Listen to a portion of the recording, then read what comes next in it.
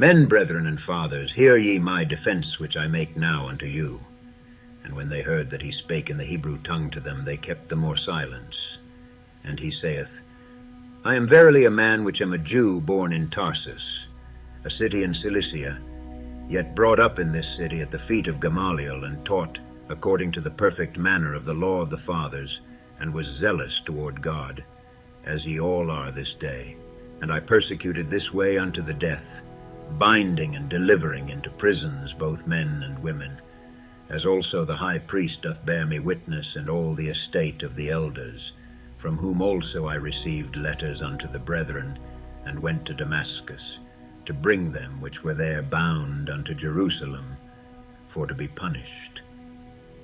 And it came to pass, that as I made my journey, and was come nigh unto Damascus about noon, suddenly there shone from heaven a great light round about me. And I fell unto the ground, and heard a voice saying unto me, Saul, Saul, why persecutest thou me? And I answered, Who art thou, Lord? And he said unto me, I am Jesus of Nazareth, whom thou persecutest. And they that were with me saw indeed the light, and were afraid. But they heard not the voice of him that spake to me. And I said, What shall I do, Lord? And the Lord said unto me, Arise, and go into Damascus, and there it shall be told thee of all things which are appointed for thee to do. And when I could not see for the glory of that light, being led by the hand of them that were with me, I came into Damascus.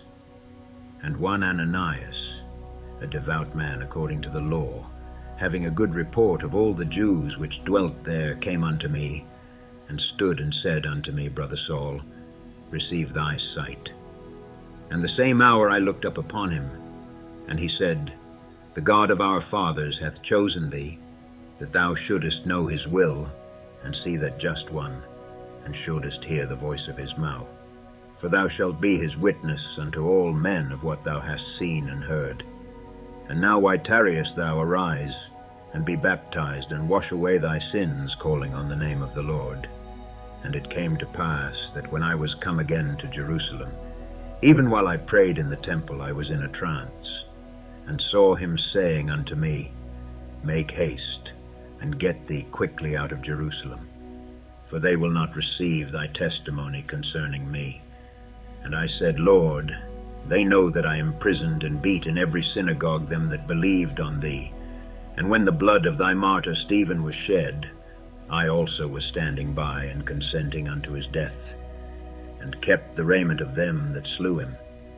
And he said unto me, Depart, for I will send thee far hence unto the Gentiles. And they gave him audience unto this word, and then lifted up their voices, and said, Away with such a fellow from the earth, for it is not fit that he should live. And as they cried out, and cast off their clothes, and threw dust into the air, the chief captain commanded him to be brought into the castle, and bade that he should be examined by scourging, that he might know wherefore they cried so against him. And as they bound him with thongs, Paul said unto the centurion that stood by, Is it lawful for you to scourge a man that is a Roman and uncondemned?